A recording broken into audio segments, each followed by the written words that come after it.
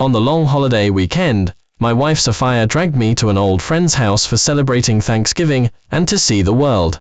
In the opulent mansion, my old friend patted my shoulder and said, "Your wife isn't wearing any underwear today." I was stunned, caught off guard. My old friend then chuckled. She lost a game last time and signed a master-servant agreement with me for a month. She has to obey my commands. I urgently looked at Sophia, waiting for a denial. Drunkenly, she said, "It's just these games, or favors, again. There are things even more exciting than this. Ethan, don't be so stubborn. If you could be as successful as Sterling, I'd call you master too." The whole room erupted in laughter. I clenched my fists.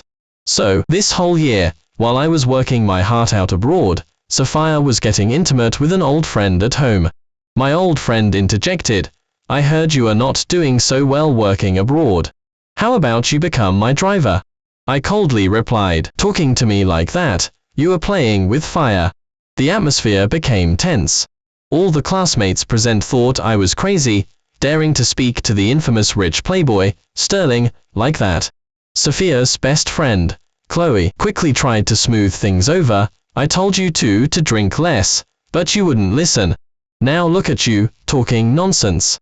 I'm not drunk, but didn't appreciate it. Back then, it might have looked like I was constantly going against Sterling, but really, it was just to get his attention. We were secretly in love with each other. "Chloe, you are my best friend. You know that best." Chloe's expression changed. Sterling's lips curled into a smirk. I suddenly understood. I had been deluding myself all these years. Back then, I was a poor student who Sterling severely bullied. Once, he cornered me with his friends, and publicly humiliated me by urinating on me. Only rushed over with a mop and hit Sterling so hard on the head that he still suffered migraines from it. Later, when I ate, she followed. When I went to the restroom, she waited outside. When I went home from school, she would come with me. Every time I was bullied, she would appear. I thought she was my savior sent from above, but it turned out she was only trying to attract Sterling's attention. Sterling patted my shoulder again, smiling. "Women love excitement and dominance. How about I, your brother, teach you a few tricks in public?" Looking at his mocking face, memories of being bullied resurfaced in my mind, and I could no longer contain my rage. Excitement. Something so simple. "Do I need you to teach me?" I picked up the cake from the table and smashed it into Sterling's face, then grabbed a bottle of wine. While he was covering his head, I pulled out a lighter and threw it at him. Sterling screamed in terror, stumbled and fell hard, only to realize the lighter wasn't lit. He instantly glared, fuming. "Exciting? Dominant?" I asked, smiling. Instantly, Sterling's face darkened completely. He turned to Sophia and said, "Slap your husband." He scared me. The whole room fell silent, everyone looking at Sophia, waiting for her reaction. "Ethan, how dare you hit Sterling? You are useless. Why are you throwing a fit? You are just embarrassing me." Sophia complained to me, then let out a burp and stood up, intending to slap me. "Can you sober up?" I grabbed the glass of plain water from the table and splashed it directly on her. A glimmer of sobriety returned to Sophia's eyes. She stared at me, dumbfounded, and said, "A gentleman resolves issues with words, not fists. Everyone was just joking. Why are you taking it so seriously? Can't you be more mature? Are you just jealous of the rich? Hurry up and apologize to Sterling." Watching her reaction to my humiliation, so completely opposite to how she used to be, it was like a bucket of cold water, chilling me to the bone. An apology won't do. Before I could speak, Sterling sneered, "Sophia, I command you to slap Ethan." I almost forgot. They had signed an agreement, they were in a master-servant relationship. Sophia hesitated slightly. The other classmates were watching the show. Her best friend quickly said again, "Come on, let's just drop it. We're all friends. Let's both take a step back." No. I've never been so provoked in my life. Sterling narrowed his eyes, wouldn't budge an inch. I stared intently at Sophia. I wanted to see what she would do. "Ethan, I'm sorry, I have to fulfill my promise. I'll make it up to you when we get home. Sophia bit her lip lightly, then raised her hand and slapped me hard. A burning pain on my face told me that Sophia had been completely molded to Sterling's will. That last faint hope in my heart was extinguished completely. I slapped Sophia back. Let us get a divorce. We over, I said calmly, then turned and left. Sophia froze, a flicker of confusion in her eyes. She had never expected such a reaction from me, who had always doted on and loved her. Hurry and chase him, what are you waiting for? Her best friend stamped her foot, urging her on. I command you, don't chase him. Stay here and keep drinking. Sterling's lips curled into a smirk as he commanded again. Until I walked out of the mansion. Sophia didn't chase after me. Instead, lively music and laughter echoed from inside the mansion. Outside, rain began to fall, mirroring the bleeding pain in my heart. I took a deep breath and dialed a number. Leo, prepare some divorce papers for me. Also, check Sophia's spending records over the years, and Sterling's family background. Don't miss any information on their partners, transactions, or senior executives and shareholders. I want to ruin their reputations. Actually, I had built a business empire abroad, known as the oil. My business had already expanded in the US, and all reputable business families were eagerly seeking partnerships with me. The reason I hadn't told Sophia was that my foundation wasn't stable enough 2 years ago. I had planned to tell Sophia this time when I returned, to give her a surprise. But she gave me a shock first. However, this also allowed me to see her true colors completely, otherwise, I would have remained living in ignorance. As soon as I got home, Lilo called, sighing, Ethan, everything has been thoroughly investigated. You've truly been given a full-blown betrayal. Sophia bought Sterling designer gifts every now and then. However, Sterling's most important partners are all begging to do business with us. With just a word from you, the Sterling family can plummet into ruin. Oh, and Sterling has a fiancée, Olivia, who just returned from abroad. Her family has also tried to partner with us multiple times. My eyes lit up, and a mischievous smile played on my lips. I instructed, I want to meet his fiancée tomorrow morning. Arrange it. I hung up the phone. I then saw a classmate posting about the celebrating Thanksgiving party on a social media post. In the video, Sterling and Sophia danced intimately. Onlookers were cheering them on to kiss. I quickly saved the video. Sophia didn't come home all night, finally returning home at noon the next day, handing me a cheap necklace. Whenever I was unhappy before, she always did this. Over time, she thought I was easily appeased, unaware that it was because I loved her too much, and felt the gesture was enough. Seeing me silent this time, Sophia tried her second tactic, hugging me tightly, and softly saying, I drank too much yesterday. Please don't take anything I said or did seriously. We are going to be a model couple everyone praises. Hearing this, I almost gagged. I asked coldly, I'm curious, what were the other two of these, games, or favors? Stamping your backside with a pig's head, or playing other games in bed?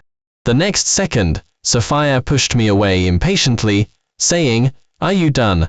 What more do you want? For you, I once hit Sterling so hard he got a concussion, and he still has lingering effects. So many years have passed, isn't it better to bury the hatchet? Why did you make such a scene last night? You completely embarrassed me. Now, immediately apologize to Sterling in the class group chat. The more guilty she felt, the more she used anger to cover it up, trying to force me to back down. But this time, I retorted directly, was it really for me back then? Or wasn't it for yourself? I already said it was just drunken nonsense last night. Are you really going to fixate on it? Sophia grabbed a cushion and threw it hard at me. Before I could speak again, her phone rang.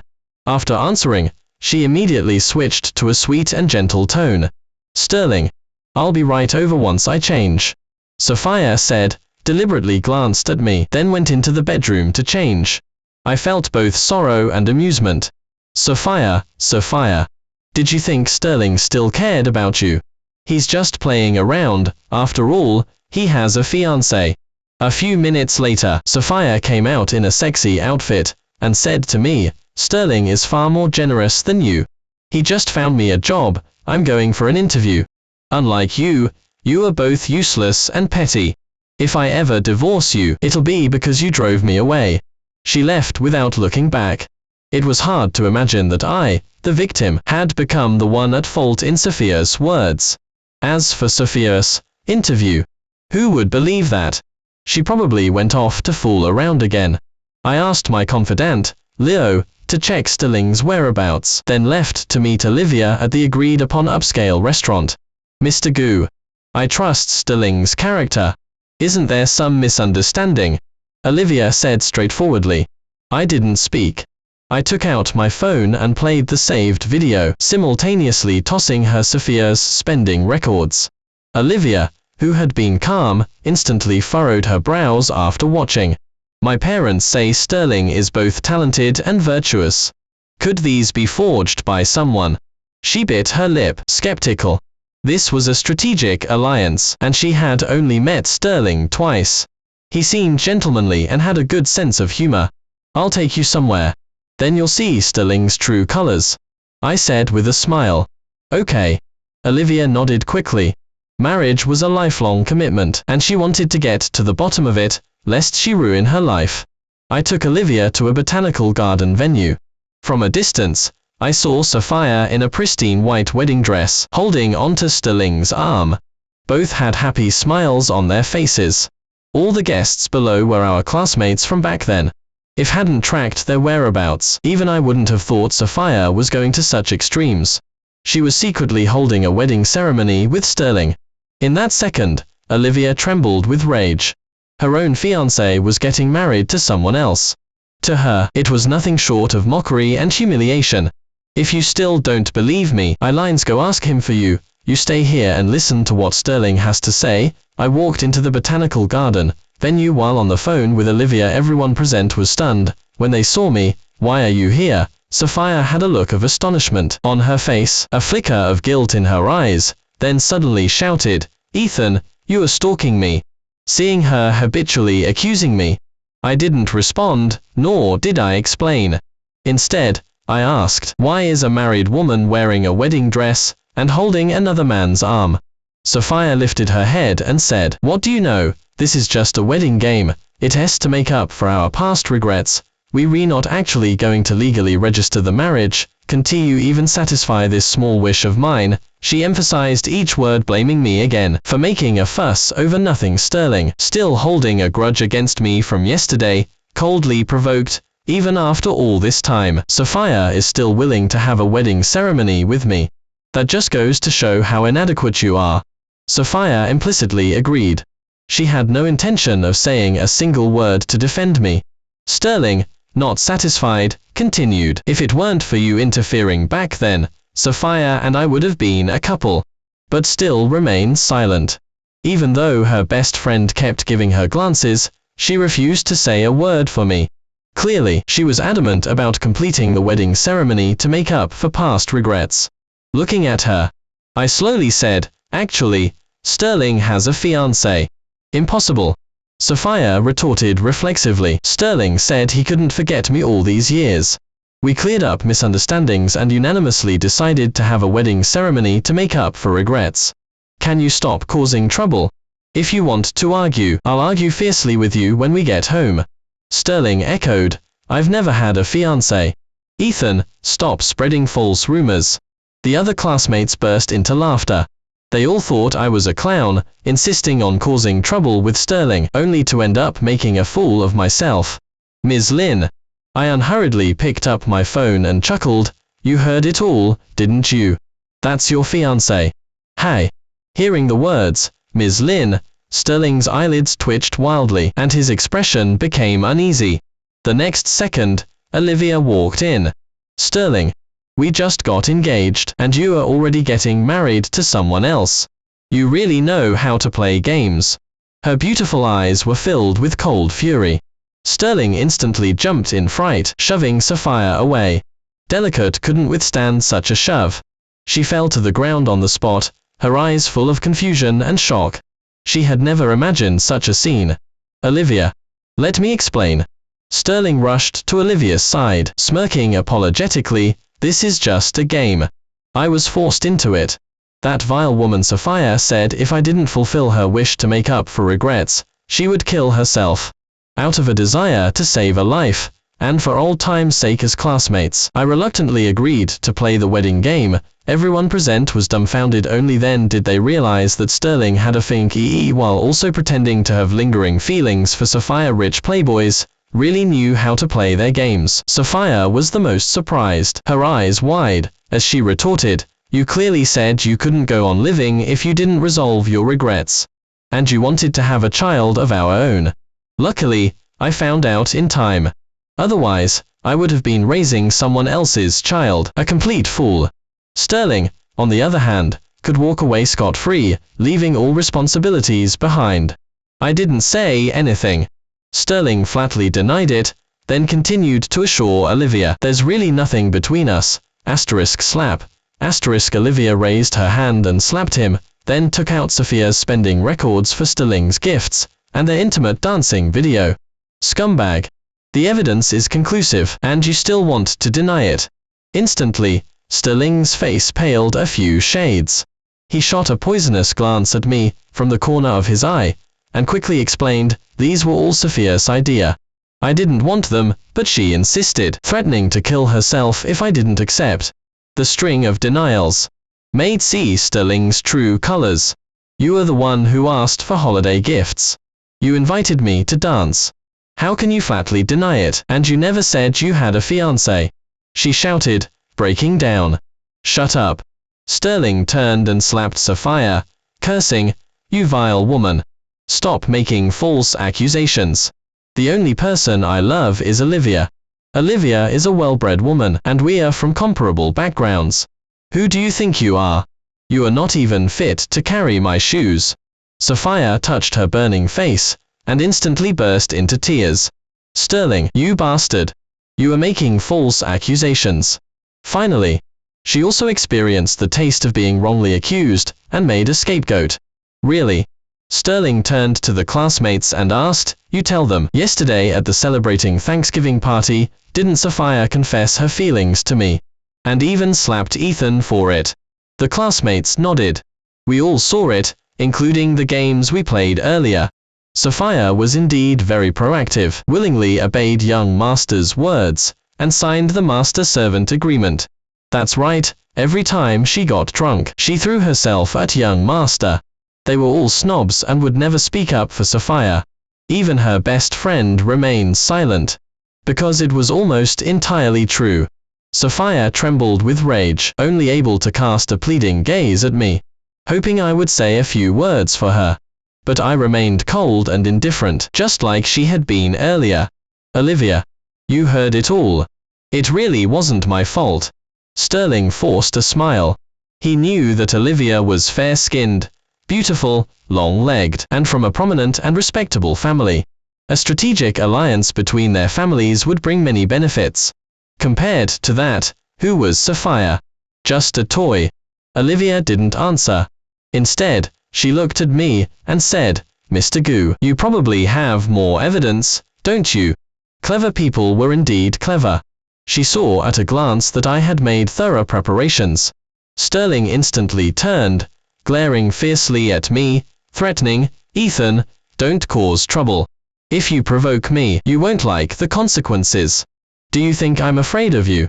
I scoffed, pulled out my phone, and played a video. The time and place were last night's mansion. On the rooftop, hidden from outsiders, Sterling hugged Sophia tightly from behind. "I love you, Sophia. I've liked you since a very long time ago. You protected Ethan to get my attention. And I always bullied Ethan for the same reason. Let's both give each other a chance to make up for our regrets, okay?" Every word he spoke was deeply affectionate, a complete contrast to his behavior just moments ago. "How do you have this? Where did it come from?" Sterling looked at me, his eyes wide with shock, his face even more ashen than before. "I bought it from one of your bodyguards." I smiled. Sweat beaded on Sterling's forehead. He quickly looked at Olivia and said, "Olivia, listen to me explain." Slap. Olivia raised her hand and slapped him again. Her beautiful eyes filled with ice. I don't want to hear anything you have to say. I'll tell them everything to both our parents today about everything that happened here. Our engagement is cancelled immediately. She turned and walked away after speaking. Clearly, she was furious. Olivia. Olivia. Sterling called out twice, but Olivia didn't look back. I couldn't help but laugh out loud. Sterling, your girlfriend ran away. Hearing me mock him, Sterling flew into a rage, clenched his fists, and charged at me, roaring, "You scumbag, ruining my plans. I'll destroy you. Get lost." I was faster. I kicked Sterling down. "Are you asking for trouble?" Everyone was shocked. Sophia angrily shouted at me, "Are you crazy? Pulling this stunt today? Are you trying to get us both killed? Coolden tea, you just pretend nothing happened. Why are you making such a scene? Who do you think you are? You think you can contend with the Sterling family?" She blamed me for ruining her wedding game. She was afraid I would implicate her, let alone one Sterling family. Even 10 or 100, I didn't care for them. I coldly smiled, lit a cigarette, and slowly smoked it. The whole room was silent. Then came scoffs of derision. "Ethan, have you gone crazy from the shock? Daring to hit young master. Even your wife is still pining for young master. Why are you bragging?" Her best friend, on the other hand, advised, "Ethan, hurry and leave. Run as far as you can." Since I dared to come today, I have my confidence, I said, smiling. "Damn you, Ethan." Sterling recovered, climbed up from the ground, and glared at me fiercely. "You won't like the consequences. I'm going to find someone to destroy you." He finished, pulled out his phone, and called his family. I didn't stop him. Today, I would let everyone here know who was a true dragon, and who was a worm. Soon, a group of people arrived aggressively, led by Richard. "Dad, it's this scumbag who ruined my engagement with Olivia. Quickly tell someone to destroy him." Sterling pointed at me, accusing loudly. Richard turned and stared intently at me, his eyes filled with murderous intent. "Kid, you chose not to walk the clear path, and insisted on provoking someone way out of your league. Your son was indecent. Can you blame that on me?" I asked, smiling. "If it weren't for you informing her, how would Olivia have known? All things considered, it's still your fault." Richard snorted heavily and ordered, "Break every bone in his body." As soon as he said this, the classmates shook their heads and sighed, looking at me with a mix of schadenfreude and pity. I looked at Richard and calmly asked, "You don't want to partner with the oil anymore? What?" Richard shuddered and quickly ordered his bodyguards to stop, frowning deeply. "Who exactly are you? How do you know I'm discussing a partnership with the oil?" As soon as he finished speaking, the whole room fell into a deathly silence. The classmates' faces stiffened. They looked at each other, sensing something unusual. Sophia's pupils suddenly contracted. Why was Sterling's father so nervous? Did, whom she had always looked down on, have another identity? "If I told you I was the oil, would you believe me?" I asked. Before could answer, Sterling laughed, clutching his stomach. "If you were the oil, pigs would fly. Sophia is your wife. She often complains at class gatherings about your incompetence, saying you are not even close to my league. The only reason she's with you is because you're obedient and easy to control, like a dog." The classmates also laughed. I looked at Sophia. She lowered her head, feeling guilty. She used to say that she only ever praised me when talking to others. Now it seemed that was all false too. All her sweet nothings of love wouldn't hold up under scrutiny. Sterling continued, "I guess the Lynn family must have heard something, and this poor fool Ethan just happened to overhear it. That makes sense." Richard's tense nerves finally relaxed. He said to me, "You brat, you almost fooled me, buzz." Buzz, just then, Richard's phone vibrated. It was a call from a company shareholder. "This is bad, Richard. All our suppliers have terminated their partnerships with us. They claim we offended the oil. Also, 10 of our large warehouses have been seized, and many smuggled goods were found. At the same time, the tax bureau has entered the company to audit our accounts, and discovered our tax evasion. The shareholder's tone was anxious. Upon hearing this, Richard stumbled back 2 steps. His vision swam, and he muttered to himself, "We haven't even met the oil, how could we have offended him?" Suddenly, his expression changed. He stared intently at me. Could you really be the oil?" "Genuine," I replied calmly. "Impossible." Sterling shook his head repeatedly, unable to accept this reality, roaring, "He's just a good-for-nothing who did odd jobs abroad. How could he be the oil? I don't believe it." Seeing him so broken, I couldn't help but laugh out loud. "I'll ask the Lynn family." Richard quickly called Olivia's father. After just one question, he instantly knelt before me. The whole room fell silent again. Everyone looked at me, no longer daring to mock, their faces pale, their eyes filled with shock. They understood that Richard's action meant I was the genuine oil, an untouchable presence. "Ethan, you are actually the renowned oil." Sophia looked at me, her eyes filled with deep regret. She had abandoned the oil, who had treated her so well, for a scumbag. How foolish and confused she was. Only couldn't accept it. He pointed at my nose and said, "How can you be the oil? You've always been inferior to me since we were kids." Slap. Richard stood up and slapped Sterling hard, then kicked him down, roaring, "You scoundrel, kneel down." I confirmed with the Lynn family, "Ethan is the oil. The reason the oil is angry is because you were flirting with his wife, Sophia, and constantly ridiculing and humiliating him, you disobedient son. You've ruined the Sterling family." After several sharp reprimands, Sterling finally accepted reality, and fell to his knees with a thud. He had lost his former arrogance, and didn't he dare to look up. "Mr. Goo." Richard knelt before me again, bowing down repeatedly, and begging for forgiveness. "It's my fault for poor discipline. I've caused you trouble. I'm willing to take full responsibility and make amends. I only ask that you give the Sterling family a way out." I sneered, "Just now, your son wasn't thinking of giving me a way out." Richard shivered and turned to Sterling, slapping him furiously on the head. "You scoundrel! You blind, good-for-nothing, who only causes trouble. What are you waiting for? Hurry up and apologize to the oil." After a furious roar, Sterling dutifully bowed down to me and said, "Ethan, I'm sorry. I was blind and foolish. I shouldn't have been fooling around with Sophia. From now on, I will never see her again. I'm the impoverished fool. I'm an idiot. I'm a big dummy. Please give me a way to survive. Please." He spoke while slapping himself, beads of sweat continuously falling from his forehead. "A way to survive. There is one." My lips curved into a smile. "You like these games or favors, don't you? You like the excitement and insulting others. I have a great idea. Hey."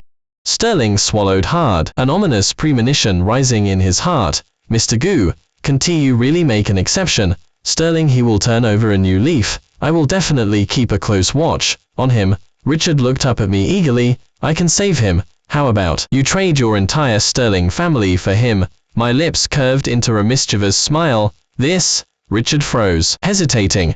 "Dad, you have to save me. I'm your own son. Money can be earned back, but if I'm gone, I'm completely gone." Sterling clung to Richard's arm, shouting loudly. But the next second, he was punched by his father. "You are not my only son. Trading the entire Sterling family's assets for your worthless life is not worth it."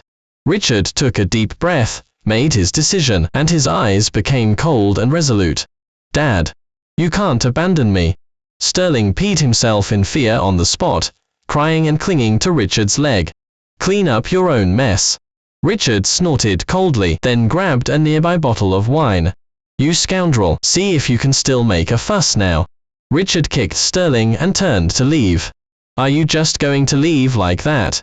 A father is responsible for his son's misdeeds. Don't you bear any responsibility?" I called out to him, sneering. Richard stopped, slowly turning around. "Mr. Goo, I am at fault for poor discipline. I will apologize for my wrongs to you, now." He finished speaking, then took out a knife and cut off 3 of his fingers. "Sensible of you. Get out." Only then did I nod in satisfaction. The classmates present saw the bloody fingers on the ground, and their faces turned pale with fear. Ethan, we are sorry for before. We were foolish. Please, a great man doesn't stoop to quarrel with a petty man. Just let us go, as if we were nothing. Their attitudes did a complete 180-degree turn. They all groveled for forgiveness. Haughty at first, then subservient. Utterly ridiculous. Get out. I don't want to see you again, I said indifferently. Aside from her best friend, the other classmates didn't linger at all, scrambling away. Afraid I might change my mind if I became displeased. Ethan. Sophia rushed to my side, grabbing my hand. Why didn't you tell me you were the oil? Would it have made a difference? I shook my head. Even if I told you, would you not still have cared for Sterling? You probably would have just used my name to buy Sterling more gifts, fulfill more of his demands, until you drained me dry. Chapter 11. Sophia hastily explained, I was so confused before. I didn't see Sterling's true colors, and I still harbored some illusions about him. Now I understand. Only you treat me best, only you are worth entrusting my life to. Hearing her say this, I threw my head back and laughed heartily. Are you saying that realizing it now erases past mistakes? Ultimately, didn't you still cheat on me? Didn't you betray me? Sophia was speechless, unsure how to answer. She quickly looked at her best friend. Help me say something, please, beg him. Her best friend sighed. Forget it. Don't torment Ethan any longer. He's been very patient with you. You. Sophia immediately got angry, shouting at her best friend. What are you saying? Are you deliberately trying to ruin things for me? Seeing her reaction, her best friend shook her head in disappointment and simply turned and walked away. She was tired. She no longer wanted any part of Sophia's messy affairs. See, you always like this, blaming others, always making excuses for yourself. Didn't your best friend advise you? But did you listen? In your heart, Sterling was always the most important person, because that was your regret. That was your past you couldn't let go of. I revealed Sophia's hypocritical facade, word by word. She stumbled back a couple of steps and collapsed onto the floor, sobbing uncontrollably. I actually thought about having a good life with you, but I couldn't resist Sterling's provocations. I always thought that since you loved me so much, you should spoil me, forgive me, and support me in everything. At that moment, she finally admitted her selfishness. So, from beginning to end, you didn't love me, you just wanted my kindness. I took a deep breath and said. Just then, Leo delivered the divorce papers. I tossed them in front of Sophia and said, sign them. Sophia picked up the divorce papers with trembling hands.